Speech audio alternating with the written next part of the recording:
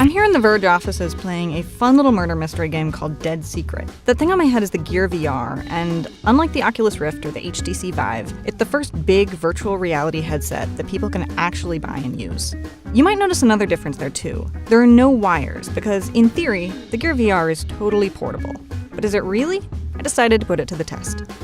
I probably spend more time playing games on the subway than I do anywhere else. Technically, I could do the same thing with the Gear VR. Just think of it as holding the phone really, really close to your face. Instead of Candy Crush, I'm checking out a shooting game called Eve Gunjack. Well, in theory, I'm checking it out. In reality, I'm thinking about how easy it would be to fall off the platform or get my bag stolen. Commuting is probably the least pleasant part of the day for lots of people, so escaping it makes sense. But virtual reality isn't really the same as escaping. You're incredibly vulnerable, totally isolated in a crowd. And that's when things work perfectly, which they don't. The thing about VR headsets is that they can't tell whether your head is moving because you turned it or because your whole body is going around a corner. Eventually, wearing a Gear VR in public just turns into a complicated mind game. Everyone can see me, but I can't see them. But then I turn on my pass-through camera and I'm the one secretly watching them. Until everybody's wearing headsets and secretly watching each other, at which point society will probably just break down. I used to do a lot of work in coffee shops, so it makes sense to try to have a little fun there too. I can fire up the extremely chill puzzle game Land's End, which doesn't require me to use my hands at all. I can just stare at things to select them, which is good because I don't trust myself to drink this tea and tap a trackpad at the same time. There.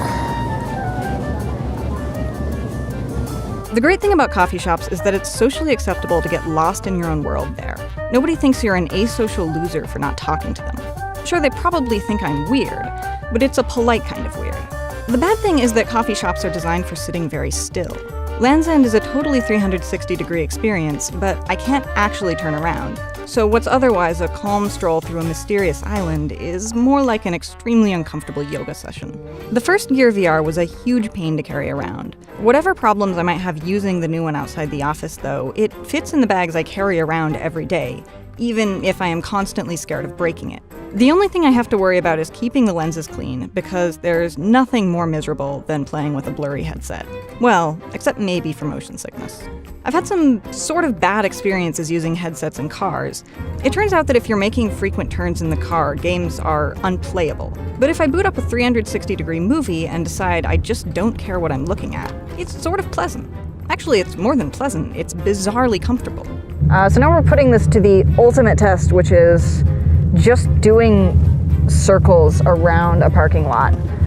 So this is like the worst situation you could be in with a car.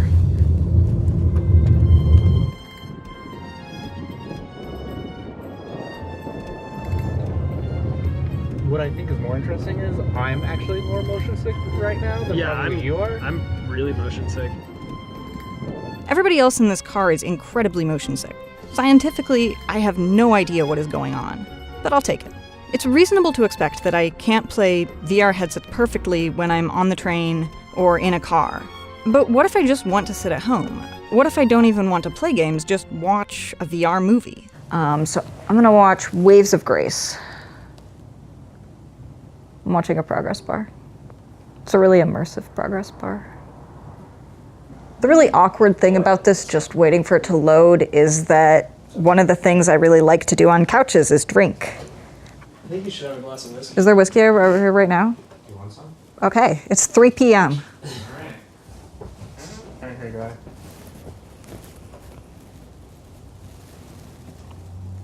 Thank you. I'm gonna feel the dimensions of this glass.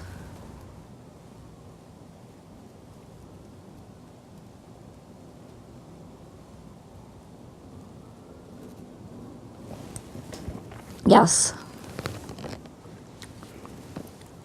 Unfortunately now, everything's happening behind me. So, this is the big problem with the Gear VR. It's an entertainment product that can't do the one thing we expect from entertainment products, that they'll be there when we get off work and want to relax. It requires totally rethinking the way we fit games and movies into our lives. So how about the other end of the spectrum? How about I pick the absolute nightmare scenario for people who think we'll replace the best parts of the real world with VR? Like, say, finding a park with a beautiful view of the Brooklyn waterfront, going there just before sunset, and completely ignoring it. The really funny thing is that I think a flight game is actually the absolute best idea because I can feel the wind on my face. It's actually a really fantastically immersive. I mean, the nice thing about this game is that it's really pretty. It has that sort of low poly aesthetic. The big lesson from the Gear VR is that it's not actually very good at overwriting reality. In Neuromancer, cyberspace is called a consensual hallucination, and that's exactly what the Gear VR offers. It gives you a wonderful illusion if you put a lot of work into keeping it up. Is that the sign of a good entertainment system? Not really. But until we get something better, it's at least a chance to live out some real-life science fiction.